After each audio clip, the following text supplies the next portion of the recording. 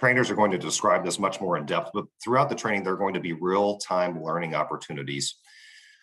The acronym for that is ASR. It stands for Active Student Responding. So the trainers are going to use these ASRs in real time to help foster learning opportunities for everybody that's participating in the training.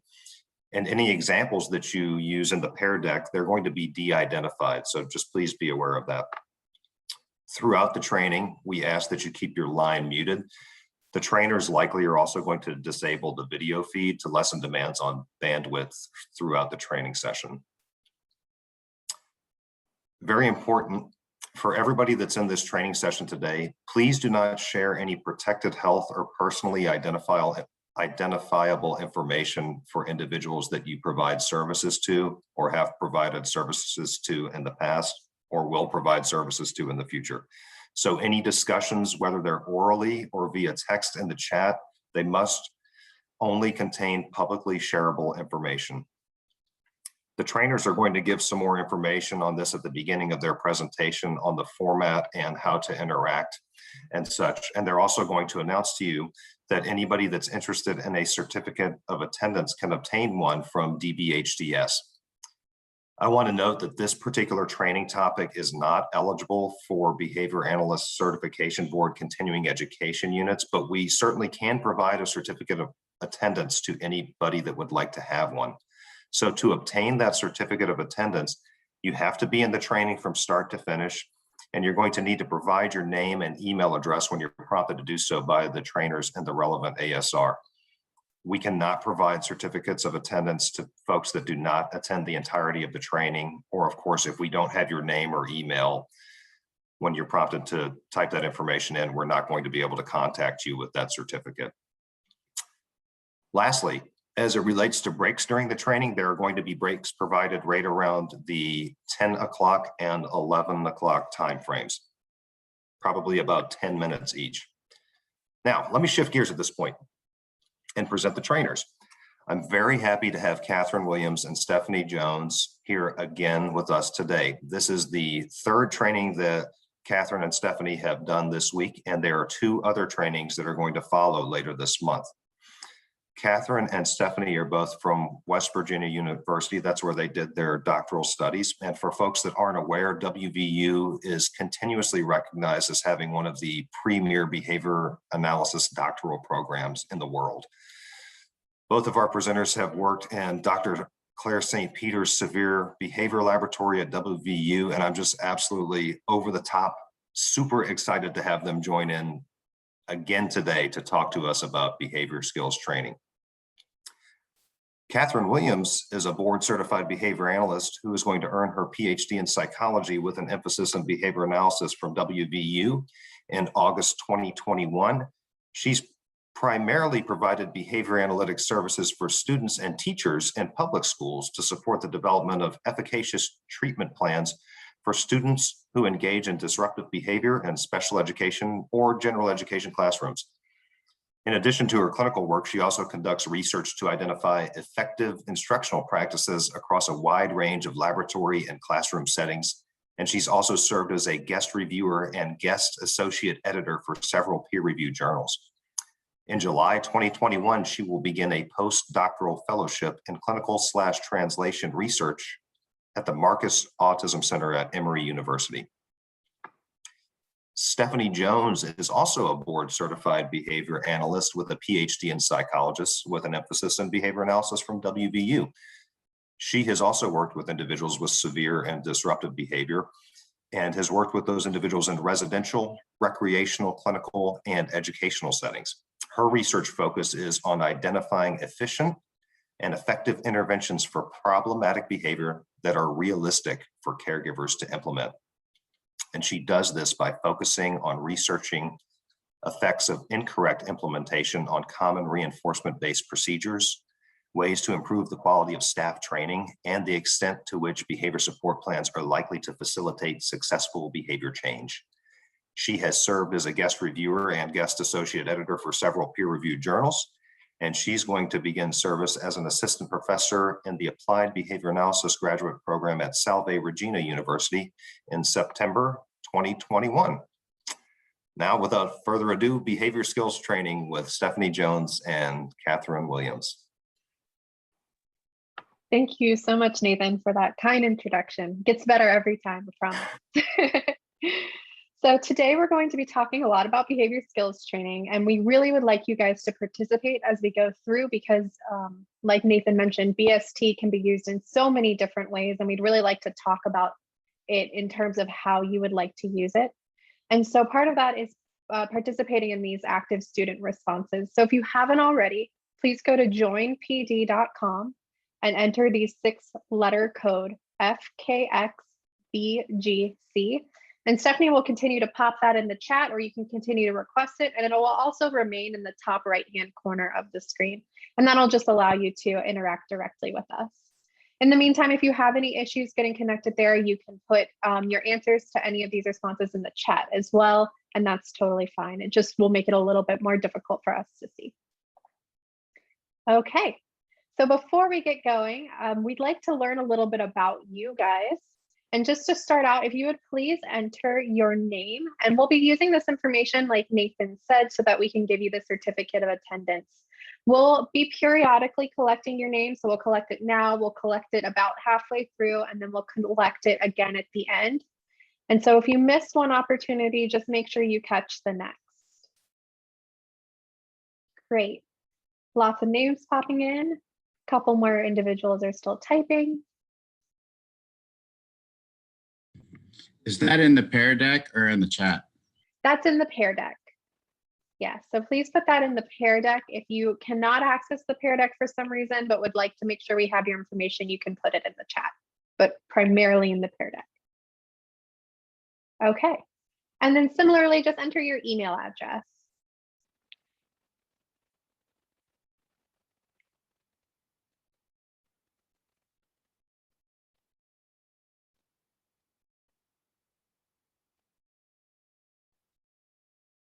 Thank you all. Great. Let a couple people who are still typing finish up.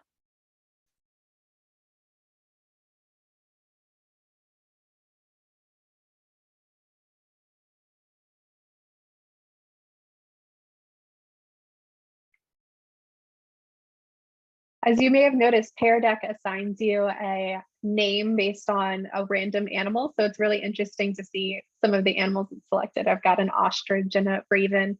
And just so you know, all responses in Pear Deck are anonymous. So all I know about who responded is ostrich or raven. Okay. And now we would like to know a little bit more about what you hope to learn in this training. What are you most interested in? Why did you come today? Which we're so happy to have you all here. And while you all answer that one, I'm just going to provide a little bit more information about the Pear Deck. For some of you have said you're not sure if it's registering. It's not going to let you know that it saved or docked your response in any way. But I did check for those of you who have said that in the chat, and we do have your information in Pear Deck. So if you're typing it in, it's 99% likely that it's going to go ahead and populate. But if you are still concerned, you can private message me and I can look specifically for your responses. Additionally, if you are not entirely sure how to use Pear Deck, all you need to do is go to joinpd.com, like Catherine said. You can do it on the same computer where you have this training housed. You can do it on your mobile device. And then it's only going to provide you with a box to input the information on slides where there is a Pear Deck request. So those are just a little few pieces of information to help guide you through Pear Deck. Thank you, Stephanie. I appreciate that. Yeah, and continue to ask us questions. Stephanie will be monitoring the chat throughout when I'm presenting, and I'll be monitoring the chat when she's presenting. So one of us will answer your questions. If you have any, just throw them in the chat. Great. So a lot of people are, of course, here. They want to learn more about implementing BST and how to provide BST across a wide range of individuals and a wide range of skills. And we're definitely going to talk about BST and how all these different ways that you can use it. So it's really great that you guys are here today. And I hope that by the end of this training, you know the answer to a lot of the questions you put in here. And then one more question, and this is just which other trainings that we've provided you have also attended. So A would be if you attended on Monday, B would be if you attended on Wednesday, and then C would be attended if you attended both Monday and Wednesday, and at which case probably at the end of today we should give you a loyalty card. And then D is just if this is your first training, in which case we're so happy you're here. One of the things I really loved in the previous Pear Deck was seeing how some of you were already thinking about, okay, I'm going to use BST to train who we're going to call today trainees, and other folks who say, I actually want to use BST to serve the individuals that I'm working with.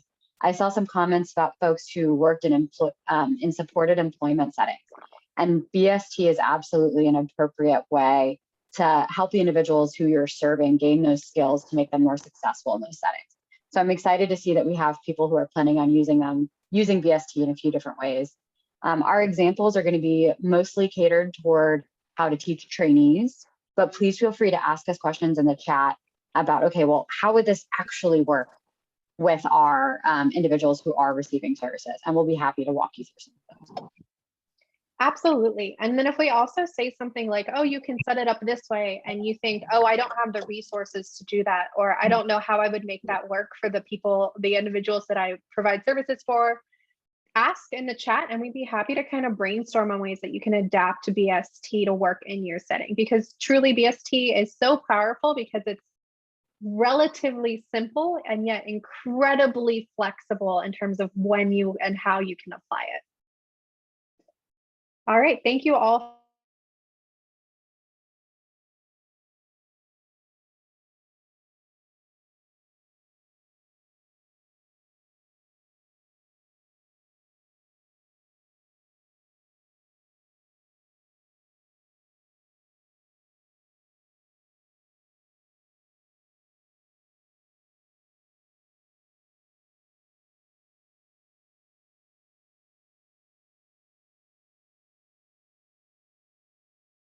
Truly. And then I'm going to use the term individual receiving services just to specify when we're talking about the individual who is benefiting from the subjects being trained in the plan, the information being trained in the plan. So it's weird because you're going to hear the word training a lot. You're at a training about how to train people to do things. All right, so just starting out today, when should we use BST? And so I'm going to start out with a quick opportunity to respond here. And this is just about when you are considering using BST or what previous experience you have with BST. I'm sorry, it's very small on my screen.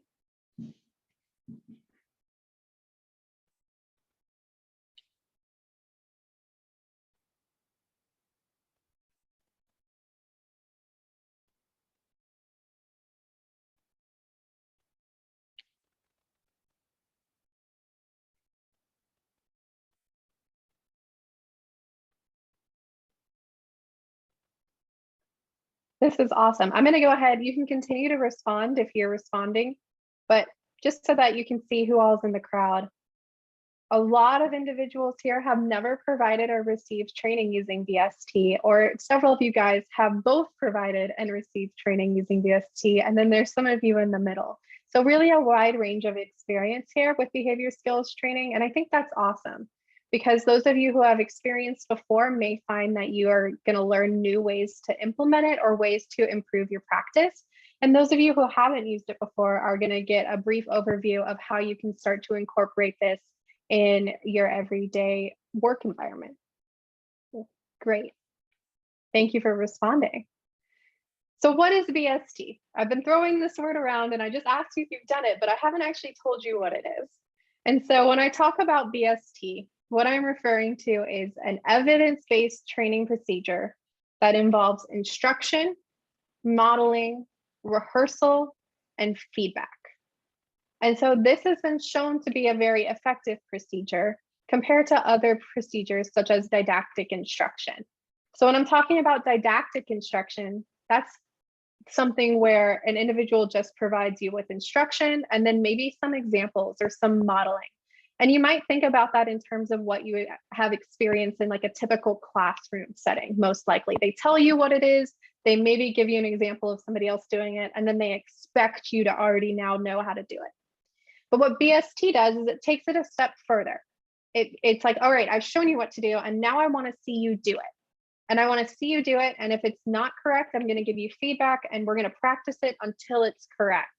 So it's really ensuring that you're teaching a behavior. You're not just teaching somebody to be able to repeat the instruction that they gave you or anything like that. This is going to ensure it can be applied. So here's a quick example. Would you consider this BST?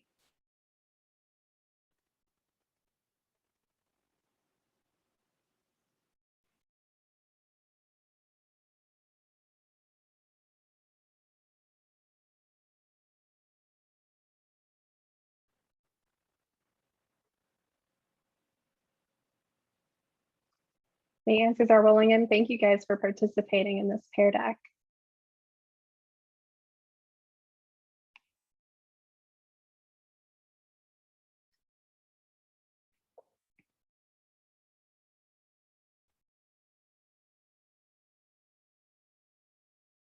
Okay, we've got it a little bit split.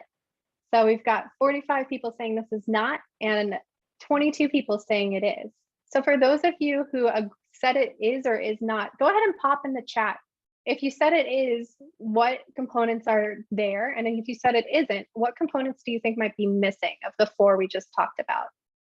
And you can just throw that in the chat, and I'll pop up the names of the components for you too. Yeah.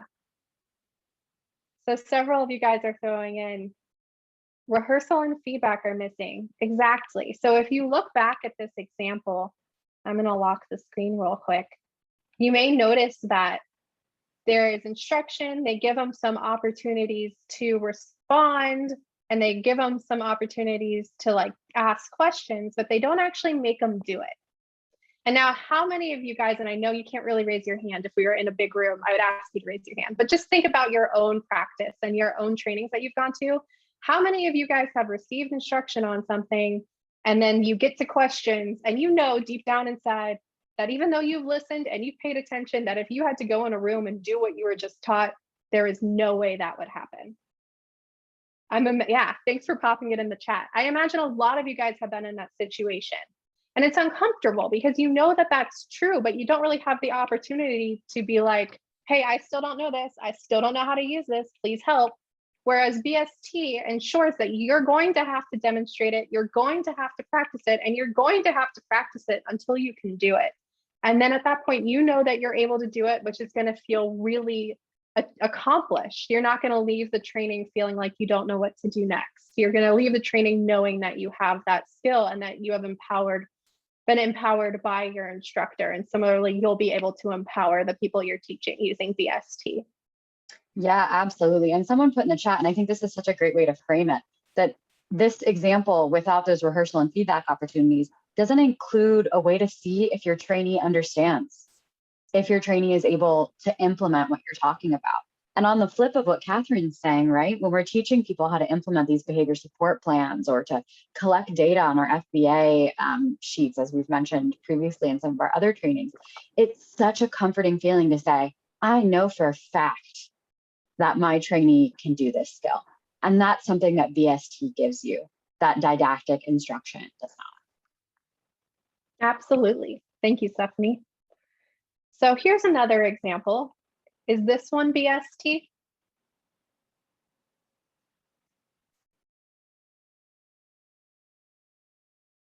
And keep an eye out for those 4 components: instruction, modeling, rehearsal, and feedback.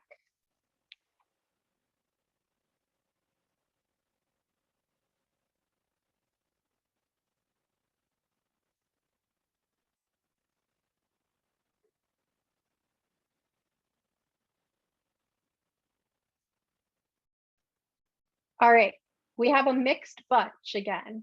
So more of you said yes, and some of you still said no. So go ahead and throw back in the chat. What is it missing, or what is it not missing? Yeah, that's a great question here. Is answering an individual's question feedback? And probably not, right? Because that's assuming that your trainee knows what questions to ask, but they might be making mistakes and not realizing it, in which case they're not going to ask the right questions. So feedback means that you are telling the individual what they've done correctly and what they've done incorrectly, telling your trainee. Great. Yeah, missing some feedback. All right. What about now? Is this BST?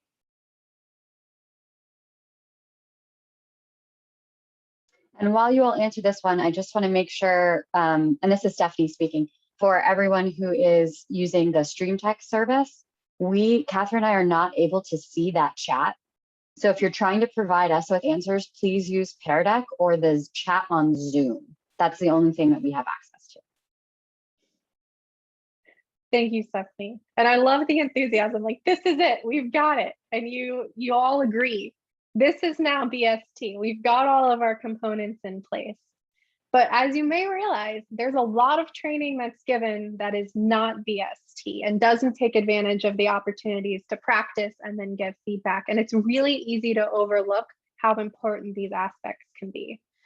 And so I'm not going to go too much into the research, although there's a lot of papers on using BST across a wide range of situations. But I do want to talk a little bit about one.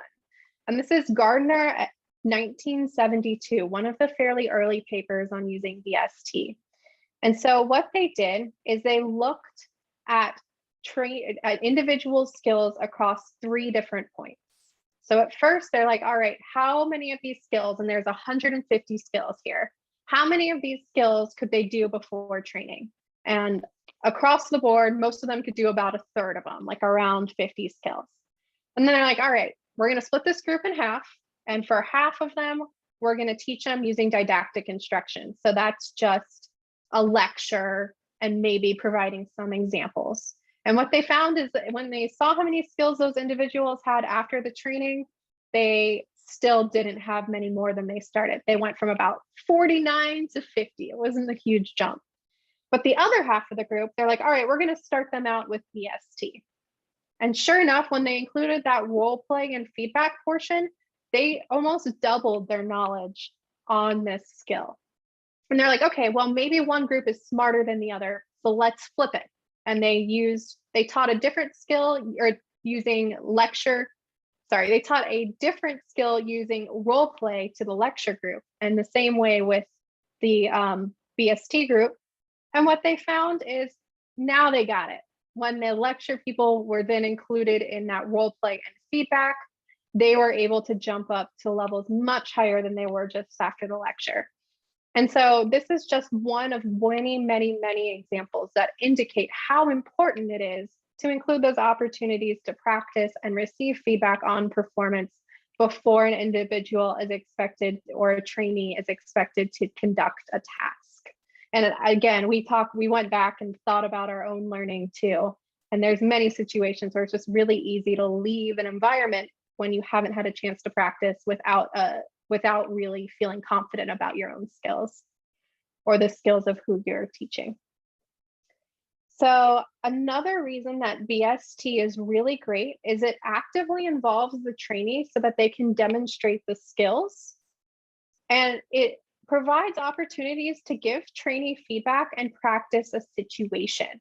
And these opportunities both allow your trainee to build those skills, but they also are really great opportunities to build rapport with your trainee, because this might be one of the few one-on-one experiences you have with your trainee. And if you use the situation of delivering BST as a way to build rapport, you can build stronger relationships with these individuals, which may make it more likely for them to come to you with help in the future or continue to implement this skill after you leave their environment. All right, so now comes the hard part. Is this current workshop an example of BST? And if so, or if not, why?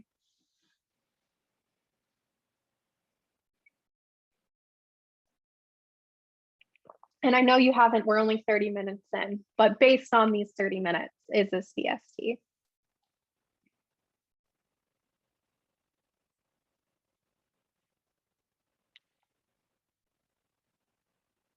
Yeah, you guys you're being pretty decisive here. So here's one response that I'll show you real quick. Nope, there's no opportunities for demonstration and feedback. And you're right, there's not. This is not a good example of BST.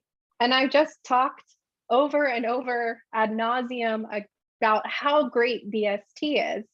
So if BST is so effective, why am I not using it right now?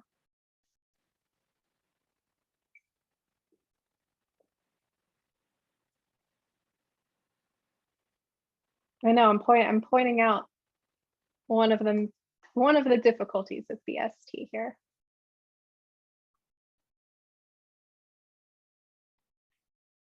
Yeah. So there's a couple of responses here and I'll just flag them. You can continue to respond as you're going. But yeah, this is a Zoom lecture and there's too many people and we're too spread apart. I can't put people in groups. I couldn't provide individualized feedback. I would have to be able to jump across like 100 Zoom rooms to be able to do that. So this is one limitation with BST, is that it really is limited in general to one-on-one situations where you can provide feedback. Now that said, there is some research to suggest that behavior skills training can be effective in small groups. So for example, if I were to be teaching a training with 20 individuals and I broke them into pairs, so there was like 10 groups of 20, and then they're practicing with a friend and I go around and provide feedback, some literature suggests that this can also be effective. But traditionally, and the most literature supporting BST is in one-on-one instruction, which unfortunately is not always a feasible situation. Yeah, and just to hop in here, I'm seeing a lot of really great comments about the challenges with doing this virtually. And I do completely agree with you that virtual BST is harder than in-person BST. But one thing I do want to hop in and say is that if you are limited to a virtual setting, you can still use BST, if you have one-on-one or, like Catherine was saying, small groups. You have to get a little bit creative, and it's a little bit more awkward to ask people to show you the behavior when they also, if they have their selfie up, have to see themselves doing the behavior. But you are able to do that. We do have some research to suggest that it is still effective in small groups virtually. Thanks for adding that in, Stephanie. And I do want to point out, somebody mentioned safety care training, and you're right, safety care training, if it's delivered as it's intended to be, is a great example of behavior skills training, because typically what they do is they go over the content and then they provide you an opportunity to practice it, and then they give you feedback on your implementation of those safety care skills. And that's why it's a great behavior analytic curriculum. Okay. So when should we use behavior skills training? Well, it can be used for a really wide range of tasks, but one qualification is that the task needs to be able to be broken into a list of steps, and each step needs to be something that the trainer can do and that the trainee can give feedback on. Sorry, that the trainee can do and the trainer can give feedback on. And so this can be somewhat limiting because it means you need to have an expert instructor. You need to have somebody who knows this skill well enough that they can reliably deliver feedback on somebody else's performance. And so one example of this is with sports. There's a lot of sports that I can play. And when I say play, I mean I can get on a field and I can make contact with the ball. But that doesn't necessarily mean that I am able to teach somebody else to play that sport, because I don't know what they're doing correctly or incorrectly. I'm like, you made contact with the ball. That seems right. Or you got it in the little golf thing. That seems good. But I shouldn't be providing behavior skills training on sports because I don't know enough about sports to be able to provide that feedback. And so there's some level of skill that's necessary to be able to be an instructor. And then on the other side, if you were to give me behavior skills training on how to play professional cricket, I probably don't have enough of the baseline skills that I need in order to pick up how to play that sport during behavior skills training.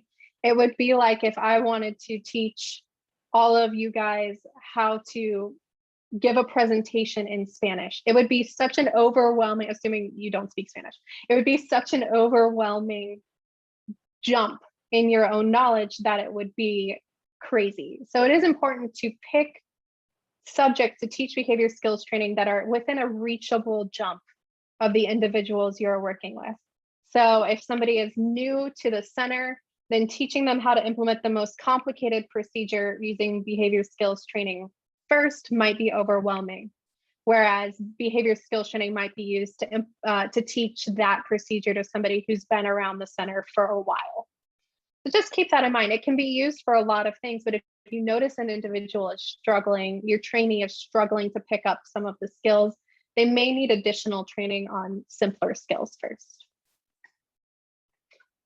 All right, so here's a situation. The trainer is teaching a staff member to enter the data collected on an individual's behavior and graph it. Is this a situation when you could use BST?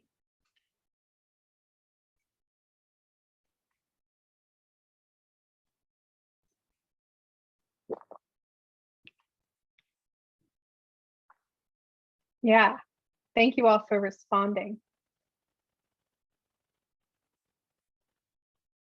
So the majority of you say yes, and I agree.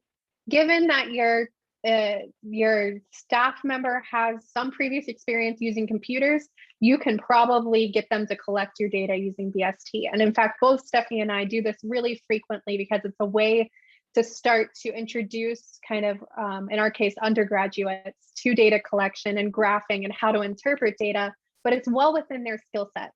And it's something that helps save us time and also helps build their skills. And so you can definitely teach data collection procedures using BST.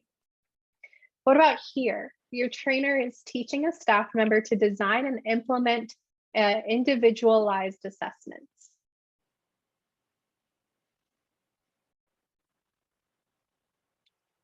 Would this be a good one to use BST? And now think through your practice. One of the requirements here is that you're going to have to make a list of steps. And so when you design and implement individualized assessments, would you be able to create a list of steps for somebody to follow?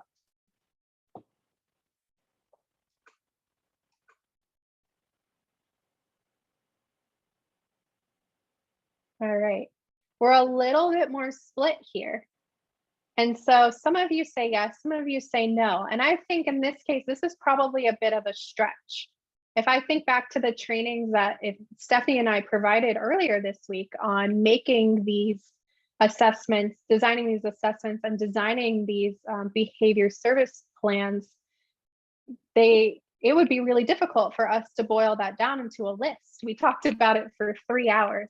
So in this case, exactly, it's hard to have black and white answers. There's going to be a lot of conditions. There's going to be a lot of considerations to make. It's not going to translate very clearly into the list. So in this case, I would say probably BST is not the best option for you. You're going to need a lot more practice back and forth to develop these skills than just a list of steps and practicing those steps. What about here? Trainer is teaching a staff member to conduct an assessment based on a protocol designed by a senior staff member. Could you use BST here? And this is Stephanie hopping in real quick. One thing that I want to talk about in the previous example is although BST in general may not be the right fit for those series of behaviors that you're going to try to teach, it doesn't mean that you can't use components of BST or for the behaviors that are in part of that really big skill that you can't break those down and use BST. Catherine's going to talk about that in way more detail later, but I just wanted to put that in your minds now. Yeah, definitely. There's a lot of skills that if you really think about the components that make it up, you could then provide BST on those individual components. And that's actually what I wanted to get at a bit with this example. So we may not be able to teach individuals very effectively to develop these plans, but you could use BST to help them implement these plans, which may then give them more exposure to what these plans look like, which may then facilitate instruction on how to help them develop these plans. So I agree with the majority of you that probably in the case of most assessment plans, you should have a well drawn out protocol of what's going to happen and who's going to do what and what steps need to be taken. And so you can train that individual to train that trainee to then implement that plan effectively using behavior skills training, because you have those steps and those steps should be within their skill set. Great. So hopefully you're starting to brew a little bit on how many things in your everyday practice you can use BST to help train trainees how to implement them and support you for them. I want to talk about one more thing, and that is that the training will be delivered training needs to be delivered in a setting where the trainee can practice each step. And we had a nice little discussion earlier about how that can be sometimes difficult, but we can even make that work over Zoom if we try hard. But some kind of side room or some kind of location where they're able to do the skill in front of you. And then also you need to have that expert trainer who can provide that individualized feedback and has those skills both on what you're training, but also skills on delivering feedback, because there's an art to that. And we'll spend a little bit of time on that later as well. Okay. Yeah. And this is Stephanie again. And while Catherine's talking about this, I'm sure many of you are thinking, there's another resource I need to do BST. There's another resource I need to do BST. And starting to count these things, and it may feel a little bit overwhelming. And when am I going to be able to use this? And I will absolutely say, yes, BST is going to require more resources than some of your other types of training in the front end, right? But when we talk about the time that you're going to save in the back end, and possibly limiting the individual who is receiving services exposure to poorly implemented treatment, which is going to mean that the treatment is more effective, more immediately, and that it's going to be less likely that you have to start over from scratch and write a new plan, because the plan that you have tried, although it may have worked if the people were trained using BST from the onset, is no longer effective because the individual has been exposed to low integrity treatment. Right. And this is my area of research, so I can hop on a soapbox for about 3 hours about it. If you have any questions, please feel free to put it in the chat. But there's something to think about when you think about resources, onset and offset of treatment resources. Yeah, thank you, Stephanie. It is. And yeah, I have been hammering down when you can and cannot use it, but I guarantee in the majority of situations you are working in, you can use BST in some way. And so I just wanted to make it clear when you might expect it not to work as well, because I don't want your first experience or your prolonged experience with BST to be where it's not going to work as well. Thanks. So going back to our order of behavior skills training, we've got these 4 components: instruction, modeling, rehearsal, and feedback. And I'm going to start going through these in a little bit more detail one-on-one. But before I cram these too much into your head, I do want to point out that you can arrange these orders in different ways to make BST more amenable to your schedule and to your trainee. And so some ways that you might break up behavior skills training is by breaking the task into smaller parts. So rather than doing a 6-hour, I'm going to teach you everything you need to know about this one skill, or I mean, that's assuming it's a very complex skill. Normally it wouldn't take 6 hours. You can break it into like 6 1-hour components, or instead of doing a 60-minute training, you can do 6 10-minute components and break it down into smaller steps. You might also do instruction and modeling on one skill, and then go ahead and do rehearsal and feedback on that skill before adding in more instruction and modeling, rehearsal and feedback. You don't necessarily have to do all of the instruction, then all of the modeling, then all of the rehearsal, and all of the feedback. So for example, if you were teaching an individual to implement an entire behavior plan, then you might consider breaking down the behavior plan into different procedures and providing BST on each of those procedures, and going through these 4 steps on one of those procedures first, and then starting with another procedure, and so on. And so you can make this flexible to the time and capacity of your trainee. And then also consider where to place the most difficult steps.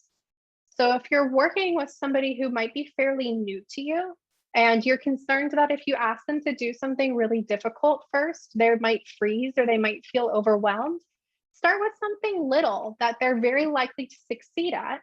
Go through these 4 steps so they start to get used to rehearsal and feedback, and then start to add on the more difficult components as you go through. And at that point, they've warmed up a little bit and they've gotten used to the idea that they're going to be asked to perform these skills. And that might just help the training go by more smoothly and help your trainee feel a little bit less uncomfortable or overwhelmed. And feel free to spread out behavior skills training across multiple days. And in fact, what that does is it adds in a little test to see like, okay, I taught you this skill the day before, but when you come back the next day, are you going to remember this skill? And by spreading it out over days, it gives opportunities to then provide refreshers on things that they're going to forget over the course of the day, which may then make it less likely for them to forget after the training is completed. And so here's a couple of ways you might consider rearranging your behavior skills training. You could have go through the 4 steps of behavior skills training on the first half of the steps. So instruction, modeling, rehearsal, feedback. Okay, you've got the first half. And then once they've mastered the first half, maybe after lunch or on the next day, you go over the second half. And then you can combine them or arrange it however you feel would be most appropriate. So here's a situation that I think many of us have encountered. How would you structure your behavior skills training? And here's some questions to think about, but I'll read you the scenario.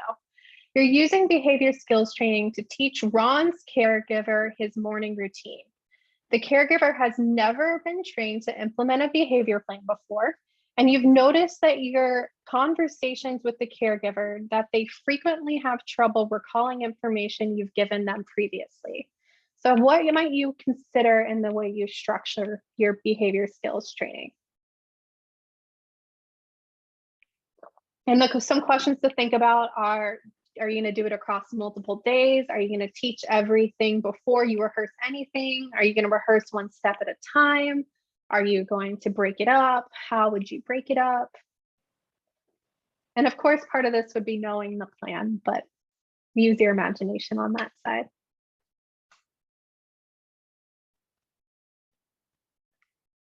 Yeah, some of you guys are getting really creative. I'll show a couple of responses in just a minute. And feel free to put this within the context of the resources that you tend to have too. So there might be the ideal situation, but then challenge yourself. Okay, in a perfect world, I would do this, but in my current situation, realistically, I would do this, and answer it how you would. So here's a quick answer that I think is really succinct and talks about, sorry, I'll leave this open for you. Oh, there you go. So this individual said, consider doing it over multiple days, smaller time chunks, breaking it down into one step at a time, and lots of rehearsal. And I like all of these points. And I think even just doing one of these, or I mean, if you're able to doing all 4 of these, it's going to make this individual trainee more likely to succeed, because you've already noticed that remembering things over days might be a problem. So if you're doing it across multiple days, you're going to give them those opportunities to demonstrate that they're going to remember it and they're going to continue to implement it. And I also really like the idea of lots of feedback.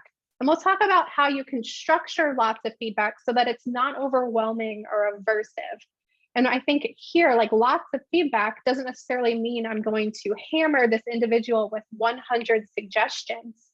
It means I'm going to frequently praise what this individual is doing well, and I'm going to frequently remind them of what they could continue to improve on as well. And that'll just help with communication with that individual learner as well. So now I'm going to go through the first step of behavior skills training. And so this is talking, or the first 2 steps. So this is really talking about more of the didactic portion, but how you develop instruction and modeling for your learner and what considerations you might take. So one thing that you need to do is you need to develop a task analysis. And what a task analysis is it means breaking the components of a task into individual steps, where each step is described in detailed, clear, and objective terms, sort of similar to when we're defining behavior. And the amount of detail that each step is used can sort of vary across the individual and what they already know about the step, but when in doubt, more detail is better. And I'll talk a little bit more about how you can test if you have enough detail in just a minute. And then also, each step needs to be independent from any other step. So an individual should be able, your trainee should be able to complete that step without also completing another step. Okay.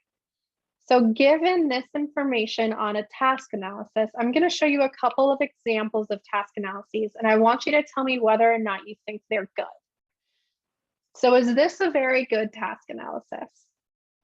And just for the record, if you Google task analysis, this is the first image that comes up.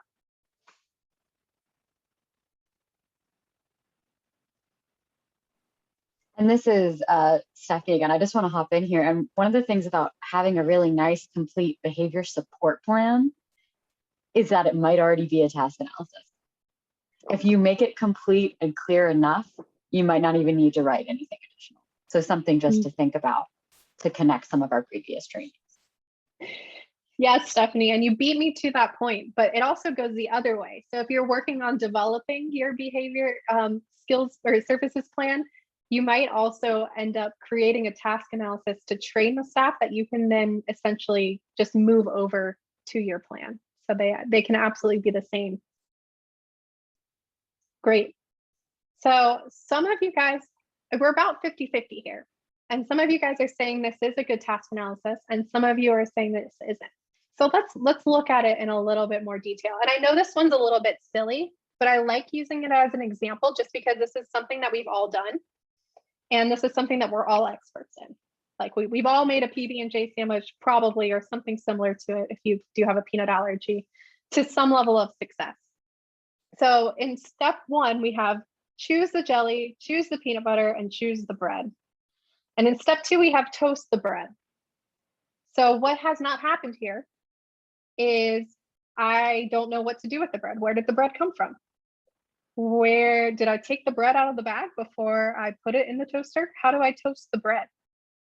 Did I cut up the bread if the case that it's not already sliced? And then we can talk about the peanut butter. So choosing peanut butter, spread the peanut butter. Well, what am I spreading it with? Did I open the peanut butter before I spread it, or did I just point at the peanut butter and say, yep, I choose that one? So even a really simple task like making a PB&J actually has a lot of component steps that you want to include in your task analysis.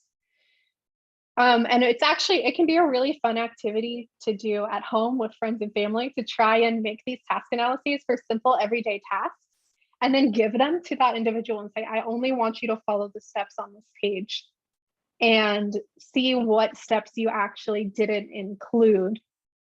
Just because there's a lot of things we do without thinking, but we really want to include a lot of those details in task analyses. So, okay, now you're thinking task analyses seem like a lot of work. Like you just took something really simple like making a PB&J sandwich, and now I think it might have to be like a 5-page instruction manual. And yes, task analyses are a lot of work because you need to narrow down each step one by one. But like Stephanie mentioned, you should have these detailed instructions in your behavior plan. So really, you're probably not doing any additional work. And you can use your task analysis in multiple ways, both to train, but also to assess how well the training is going. And we'll talk more about how you can use your task analysis later on. So really putting the effort into making a detailed task analysis is going to set you up for quicker success in the future. And so this task analysis can also be your guide for instruction and developing how you're going to go over these particular steps. And it can be given to your trainee as a resource. So it's not like you just need to go through instruction and you expect them to memorize a plan. They then can take this task analysis and look over it in their own time and provide their own practice. And it facilitates the way that individuals are learning and how you can provide feedback. And so let me give you an example of a good task analysis. And so in this case, this is a procedure that can be used for reacting to if problem behavior occurs. And so this task analysis, you'll notice, is not in your typical format necessarily. It's actually, it has a flow chart. And one nice thing about using flow charts for task analyses is it allows you to make decisions and add decision points. And so depending on the behavior, so like leaving the classroom or aggression, you have different steps than if this individual doesn't do what he's asked to do or says something rude, inappropriate, or complains, then you've got a different plan. And so you've got multiple branches to this task analysis, but it's really visual and it's fairly minimal on text, but it's still thorough. It's telling you every step that's in this plan. Now, if you have a more complex plan and it's got a lot of steps and decisions, you might consider going with the more typical list. So here's an example plan for Ron and Ron's morning routine. And you'll notice that it has general suggestions. So at 8 o'clock, you want to go in and tell him it's time to get up. And you want to remind him that if he gets out of bed within 15 minutes, then he gets to pick the music that he listens to during breakfast and while he's getting ready. And then it tells you, based on when you come back in 15 minutes, what you should do depending on Ron's behavior. But it's very detailed. It's going step by step. And what this is going to then allow us to do is know, okay, first step that I want to teach is I might want to train this individual to turn on the lights. And then I might go ahead and train step 2 too. Remind him that what he needs to do to earn the right to ask for or to pick the music that they listen to during breakfast, and so on. And so you can use this task analysis as an outline for your training. Well, and then task analysis creation is a bit of an art, and it takes a lot of practice, and especially because some details we're not used to including when we're writing instructions.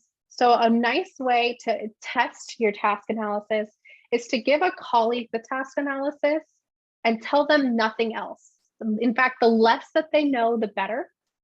And then ask them to complete that task based only on the task analysis, similar to what I said about the peanut butter and jelly sandwich, and see what mistakes they make and see where they get confused. Because what that's going to tell you is, yeah, like this task analysis is not thorough enough. Oh, yeah, you're right. I didn't mention that you need to open the peanut butter. Or yeah, you're right. I didn't mention that you needed to turn on the lights before you talk to him. And so it's going to help you catch steps before you train somebody how to do something incorrectly. So as I mentioned before, one way that you can use your task analysis is to develop instruction. And so one question that you might consider as you start to develop your instruction is what format of instruction you can be delivering. And there's many, many formats you can use. In fact, I think you guys are probably more creative, especially given the era of COVID, about how many formats of instruction there are. So I would love for you to share with me, what formats of instruction might you use to do the instruction component of behavior skills training? And go ahead and enter this back in Pear Deck. I know it's been a couple minutes.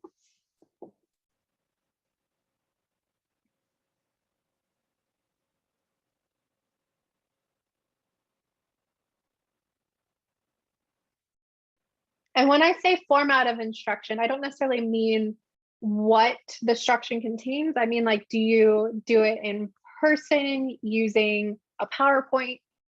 Do you use written instructions?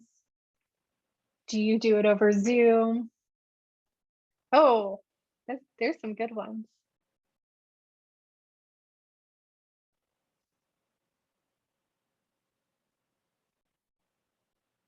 Yeah, keep entering them. I'm gonna select a couple to show that. Yeah, thank you guys for responding with all of your recommendations.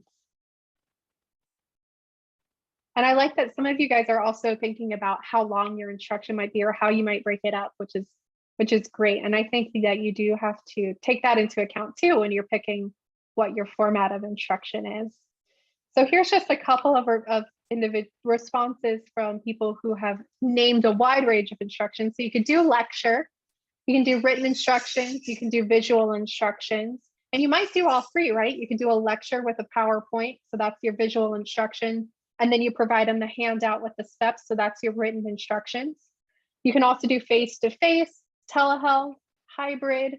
And hybrid is actually a great point, especially now that we're exiting this era of COVID, hopefully, where you can provide the sort of didactic portion, so the instruction and the modeling more remotely, and then you can bring that individual in face-to-face to finish up the rehearsal and feedback. So you don't necessarily just have to use one for the whole thing.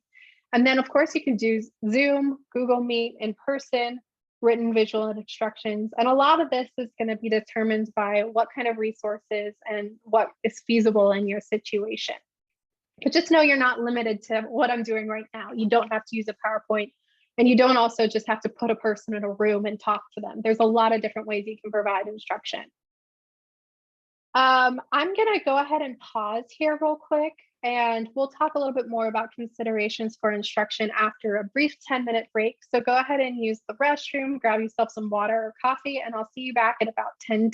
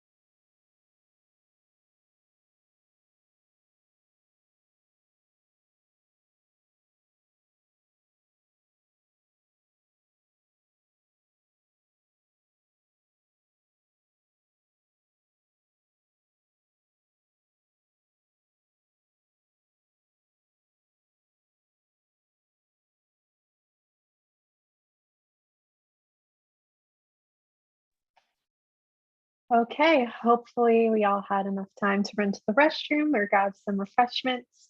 I'm going to go ahead and get going, but if you are still joining back in, that's absolutely fine. And if you have any problems, if you disconnected from Pear Deck or from the Zoom and you have any problems getting back on, Stephanie would be happy to help you out with that in the chat. Okay, so we talked about one consideration, and that's the format of instruction that we use. And there's a lot of different formats, as you all kindly pointed out, that you could consider here. But don't just consider your preference for formats and what might be feasible for you. You might also want to think about your trainee. So how does your trainee typically choose to learn things? In the case of the majority of trainees you will work with, I imagine they will have some experience teaching themselves skills or being in a classroom setting, and therefore they've probably developed some sort of preference for how they like to be taught. And so consider including your trainee in that decision. Like, oh, do you prefer PowerPoint instruction? Do you prefer I give you a list of steps? Do you prefer that I record so that you can watch it again in your own time? And incorporate that in that decision, because that's really going to result in the best learning, as if your learner is also, your trainee is also involved in their own decision making. And then also consider what misconceptions that your trainees might have and how you might combat those. And so remembering that different individuals may have different previous experience with implementing the kinds of procedures that you're training them to use. And therefore you want to make sure that you don't reinforce any misconceptions that they have about this material, and that you provide them instruction that's appropriate for their history. So go ahead and just think, given the individuals that you might be doing BST with, what misconceptions might they come to the training with, and what, how might you think about these misconceptions?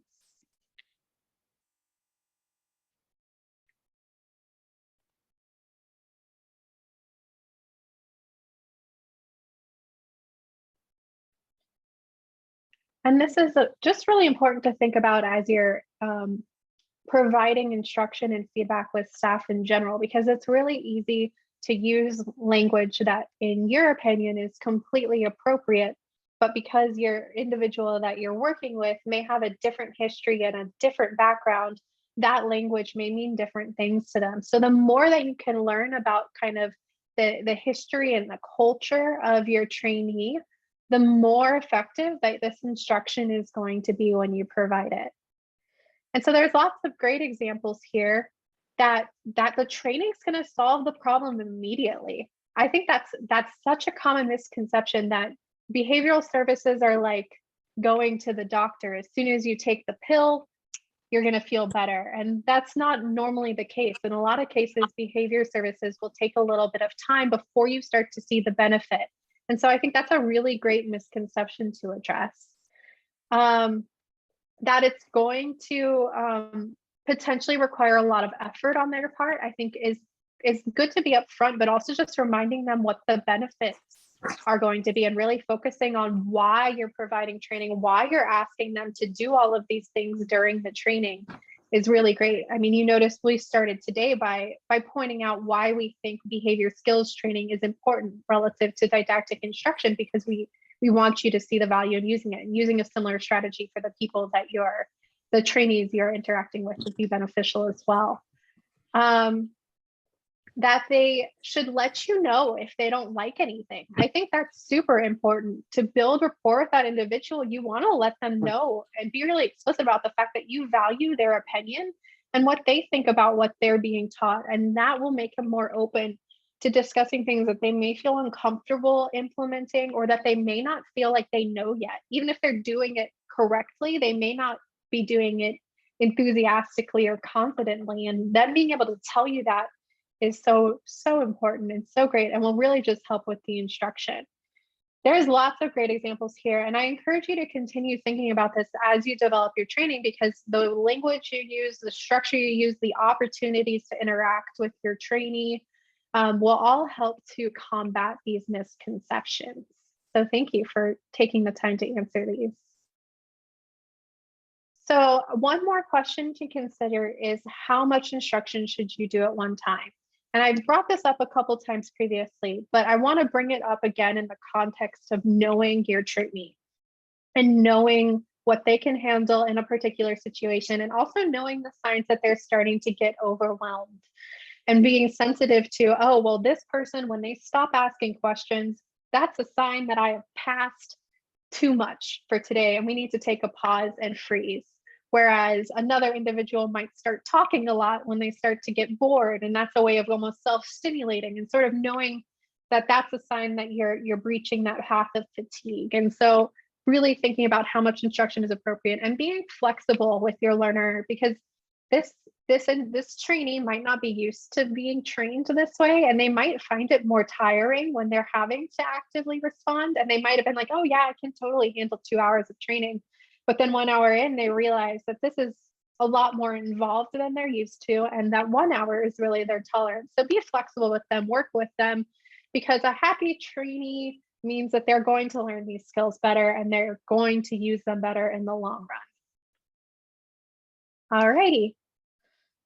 So here are some things to consider and how to actually structure your instruction. So like what to include as you're providing instruction. And this is to start out by providing a rationale for the target skill. Why is it important? Why are you taking the time to do this? Why is it set up that way? And what rationales let people do is they also let people decision make better when they might be in an unusual circumstance. If they understand why they're doing something and then something weird happens, they might better understand why it remains important for them to continue to do that thing. And then they describe what is and is not appropriate to use the target skill. And this is a really important discrimination because there's some situations when a particular skill may be very appropriate and others where it may not be. And so you need to be really upfront about that to prevent them from using the skill that they've spent all this time learning, but in a situation that's not appropriate. And then vocally describe steps of the target skill. And so this is when we're getting more into the task analysis and what those are. And you may consider also providing a visual like we've discussed previously. And then provide the trainee with a written summary of the target skill. Again, you probably already have this in the creation of the behavior plan, but giving that to them so that they can reference and that they can study in their own time enables them to be empowered for their own path towards success. It means that they can continue to practice and they can continue to study outside of the training context. And then consider your trainees' previous knowledge and learning experiences and use those to inform the training. Like if I were to get here today and start talking to you all about the very basics of working in your setting and how, like, what these skills are, if I were to come in here and talk like a kindergartner, that would not be an effective training, and it would probably make you really angry and it would probably cause you to shut down really, really quickly. And so acknowledge your learner or your trainee's skills and what they know and incorporate that into your training to help them learn better, and also just to enable them to have a dialogue with you so that they can tell you when they do or do not agree with certain steps.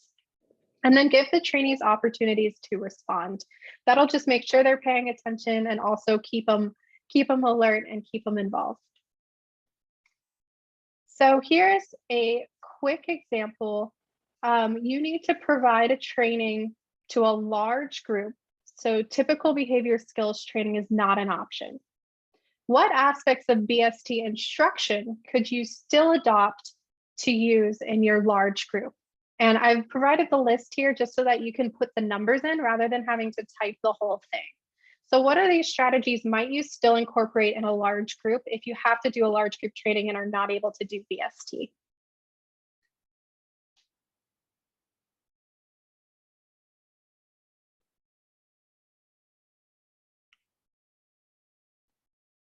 Yeah, a couple of you guys are still typing, but a couple of you guys are also messaging that this is a trick question.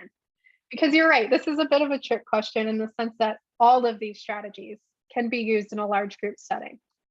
Everyone. And in fact, hopefully by the end of this, you can go back and think about the training experience you've had today and point out times during this training where I've tried to use every single one of these strategies.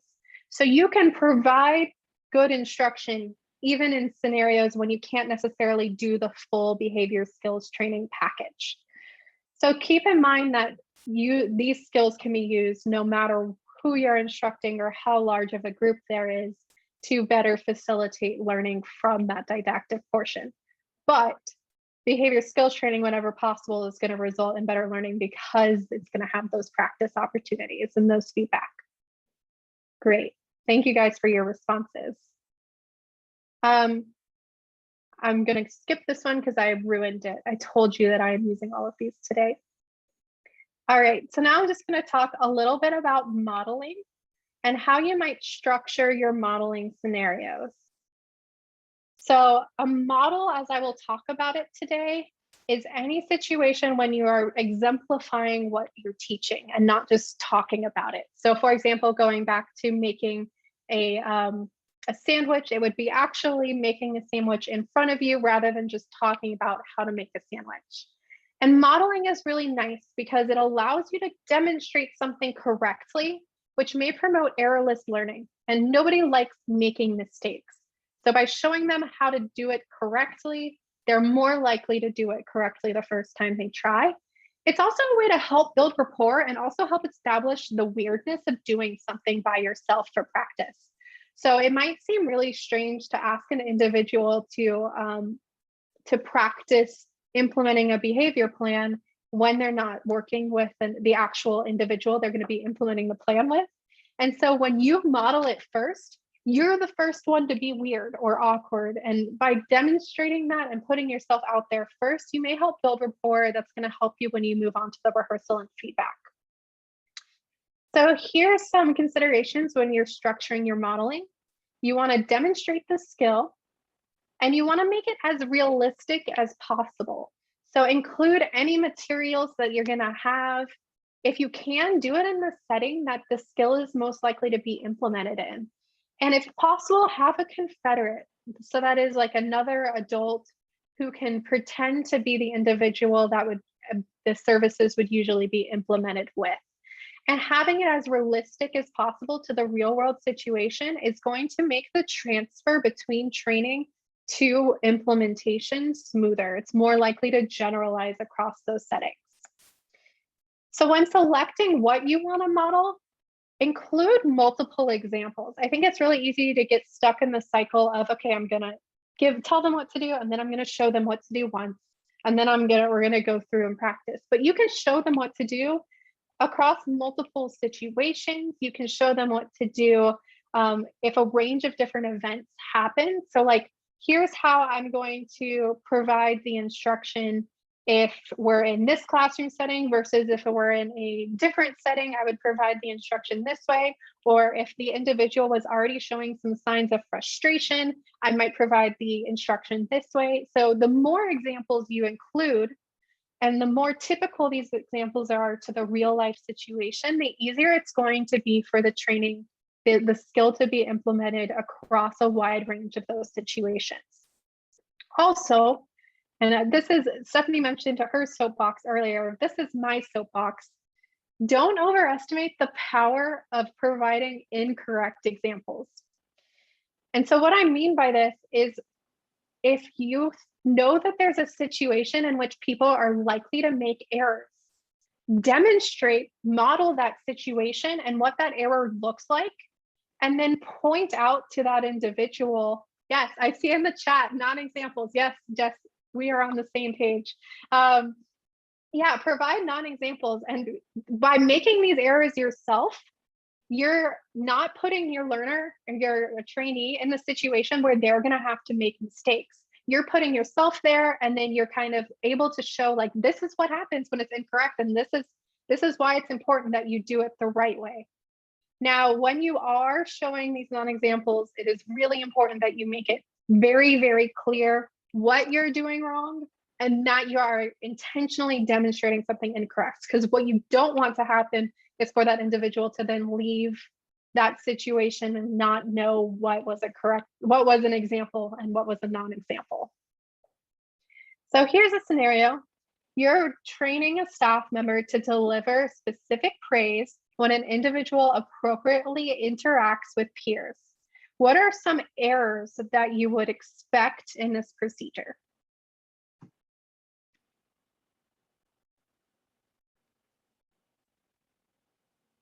And this is kind of a fun brainstorm, right? Like, what might go wrong and how can I combat this issue before it even happens? And the more you provide these trainings, the more situations you're in, as I'm sure you can think back in your own experience of like, I give this individual a behavior plan and I know that they're going to make this mistake or they're likely to. You can use that history to help combat these upfront.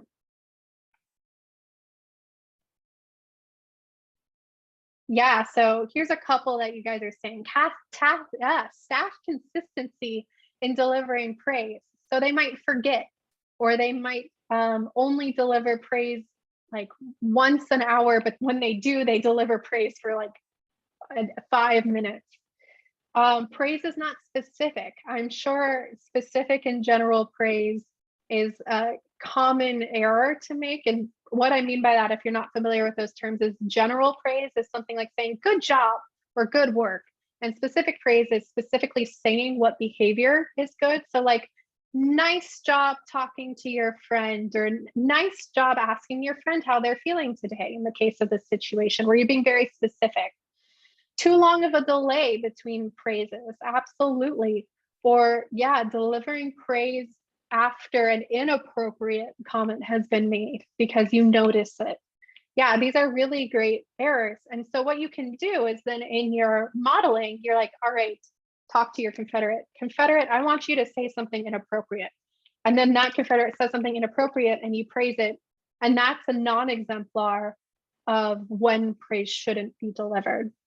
And so here's a couple of thought processes you might go through here. So, and this, it's great because one of you guys, many of you guys actually mentioned this error. And that would be delivering attention or praise following inappropriate peer interactions. And so an example that you might provide as a model is giving attention to another individual when the target individual is inappropriately interacting with a peer. So that would be an example of how you could appropriately handle that situation. And then you could also say, but this is what it would look like if I did it wrong. And you go up and telling that individual, like, that wasn't a very nice thing to say, which is delivering attention, even though some might consider it a reprimand or inappropriate. That's a non-example that exemplifies a common mistake. So here's another scenario: forgetting to deliver attention when the individual is interacting well with peers. So it's kind of the flip of the problem. And so you might demonstrate a model of this being done well. Well, okay, I know I'm going to forget, so I'm going to set a timer on my phone. And it's going to go off every 5 minutes. And when it goes off, then I'm going to deliver praise. So you go ahead and just set a timer. Maybe you do like 5 seconds instead of 5 minutes. And then when it goes off, you demonstrate how you would go up and deliver specific praise on something that individual is doing. Whereas you might have a non-example, which is talking to the Confederate and getting so caught up talking with the Confederate that you forget to then deliver praise to that individual while they're appropriately interacting. So there's a lot of ways you can incorporate this in your training and just kind of prevent errors from being made later on. As I mentioned earlier, it is most important to be very clear about what is an example and what is a non-example. And to explain what makes something an example and a non-example, not just to tell them like, yep, this is a non-example and then do it. And they're like, what did you do? That was wrong. And in fact, that's a great opportunity to incorporate your learner. You can be like, what did I do wrong? And then they're also involved in identifying what that error is. And make sure you validate and acknowledge your trainees' knowledge by incorporating them in that training as much as possible, and perhaps even including them in ways to develop strategies that prevent that error. I'm going to go ahead and real quick get your names and email addresses real quick now that we're at that midpoint of the training. So just go ahead and enter your name again. If you missed it the first time, that's okay. Enter it now. And if you're unable to enter it, you can put it in the chat, but ideally put it in the Pear Deck.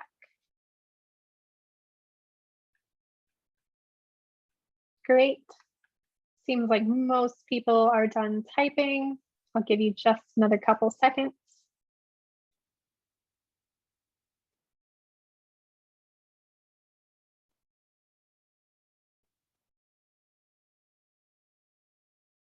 And while we're doing this, if you have any questions that are lingering, it's a great time to throw them in the chat. I'll keep an eye out for them.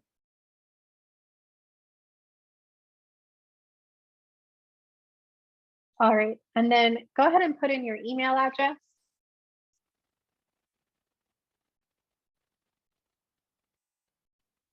And this is just so that we can get your certificate for participating here. Great. All right, I'll give you another couple seconds because I see a couple people are still typing. All right, thank you so much. So now Stephanie's going to take over and talk a little bit about how you provide effective practice opportunities and feedback. Thanks, Catherine. And yes, this is Stephanie taking over to talk about this next part. So during this next part, I'm going to talk a little bit about how to structure practice opportunities, which is going to look very similar to how Catherine mentioned structuring modeling. And then also how you can make your feedback effective, which is one of my favorite things to talk about, because a lot of people think about feedback as something punitive or negative, but really the way that you structure your feedback can end up making the training experience incredibly pleasant for you and for your trainee, and build rapport the entire time. Additionally, what should you consider when deciding the order of BST? Some of these things we're going to talk about. Okay. So this next part that I'm going to talk about for the rehearsal is what you should consider when selecting and presenting models. And generally, when you're selecting your rehearsal opportunities, as I mentioned, it's going to be similar to modeling. You want to set the conditions for practice to be as realistic as possible. And as Catherine mentioned, when you start modeling, you can show individuals kind of the tone of how this is going to be for your rehearsal, right? So this doesn't have to be uncomfortable. It doesn't have to be awkward. And depending on the skill that you're teaching in your modeling and rehearsal, you can have fun doing it, or you can really emphasize, this is something we're going to be very serious while we are modeling and rehearsing. So thinking about those different pieces. Additionally, something to think about, depending on the skill that you're teaching, you're going to want to think about, am I doing this skill exactly how I would want the individual to do it? So what I mean by that is, with Catherine's really great example about praise, when you're delivering praise to an individual receiving services, depending on the individual and how they like to receive praise and their age and all of that good stuff, you might give praise really enthusiastically. And that might not be the way that you would give it to your trainee. But regardless, that might be the way that you want to model giving praise. So it's not just the actual behavior, it's the tone, it's those qualitative pieces of the behavior as well. And if I can ask everybody to be careful to mute their microphones just real quick, that would be lovely. Okay, so what kind of problems have you encountered when asking other people to rehearse a procedure or a skill? So I know many of you have said that you haven't actually conducted BST before, but you may have asked someone, oh, can you show me just like how you do this generally? And if you could think about some of those challenges that you have, that would be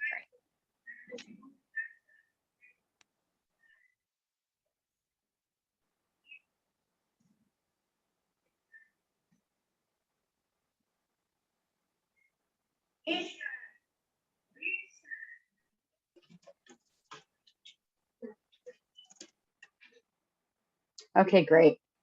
I'm seeing a lot of really wonderful answers here. So over dramatize, horseplay. Testing the trainer, absolutely. Too shy to want to participate. That's a really challenging one. And when I run in, well, we'll talk a little bit about different types of trainees that you'll have in a minute, but yes, the too shy is definitely a challenge. They feel awkward, afraid to do it wrong. Yes, uncomfortable and silly.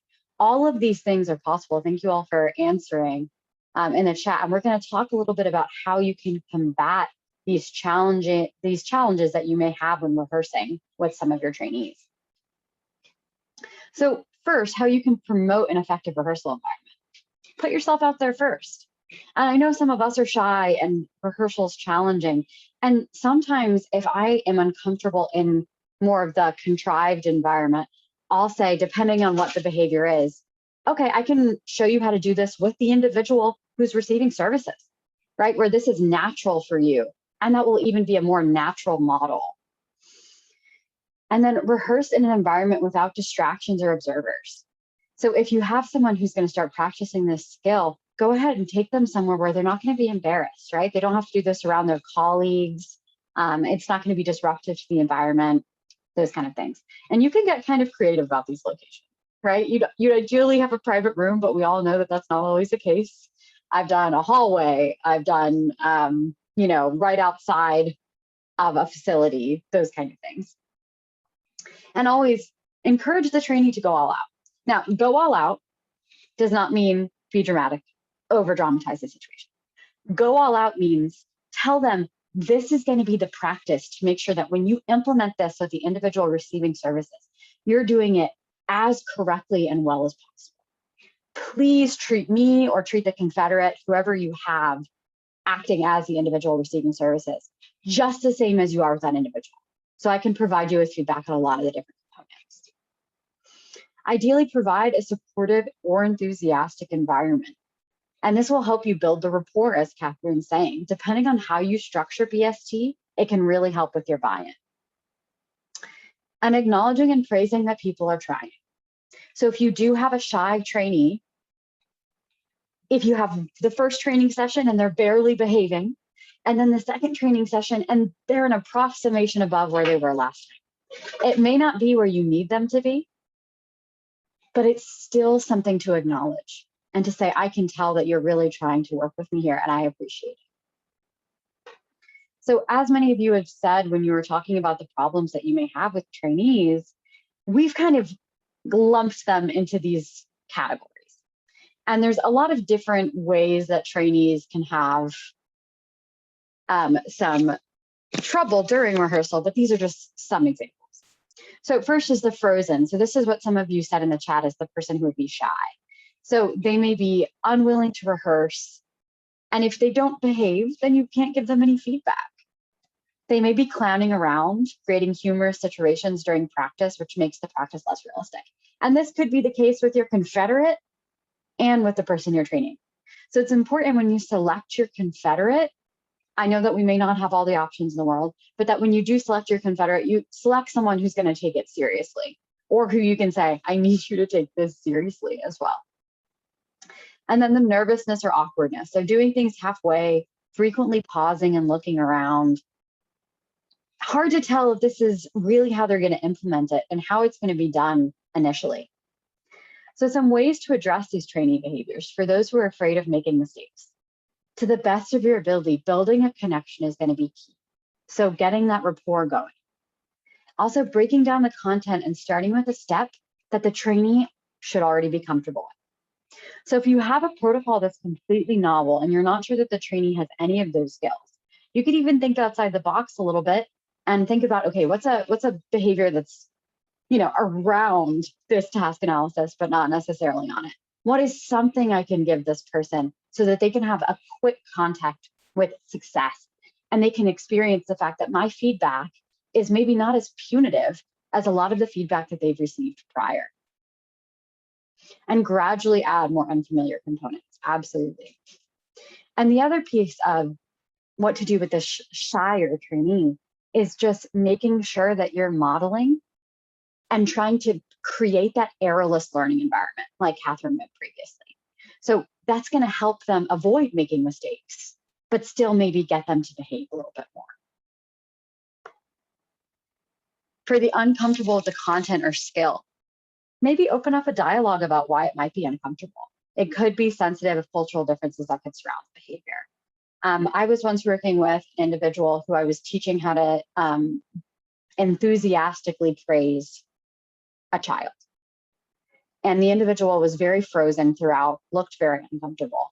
And I was very unsure why until we sat down and had the conversation that for that individual, that's not how you should talk, period. This person was someone who very liked to be monotone, and that enthusiastic tone inflection made him very uncomfortable. So we talked about ways that we could maybe get around that because the enthusiastic praise was important for the child, and ways that we could make him feel comfortable doing that behavior. And additionally, if possible, modifying the component of the plan to something more comfortable. So for this individual, we thought, okay, you're not comfortable with this enthusiastic praise. And this is something that was non-negotiable for him. So what is another type of attention that may function as a reinforcer that we can teach you to do to help work with this individual?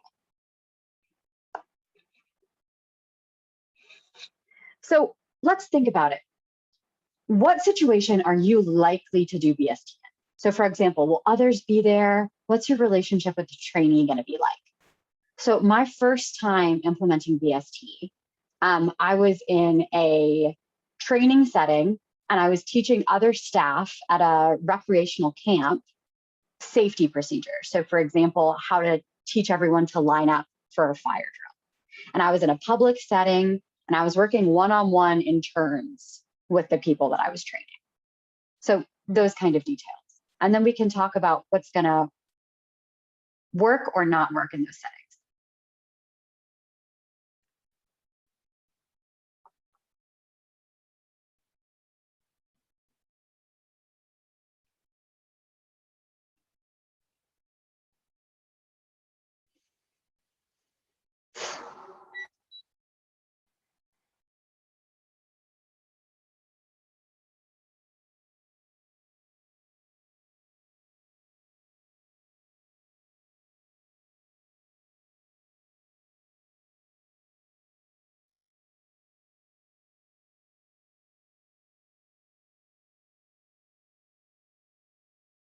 And continue. I noticed some of you guys are continuing to enter your responses, and I appreciate that.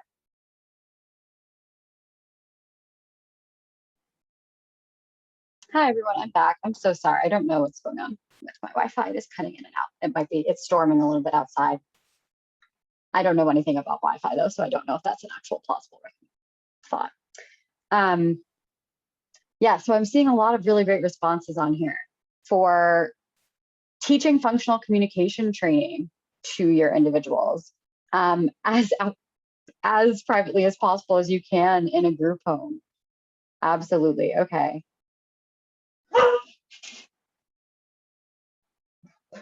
Okay.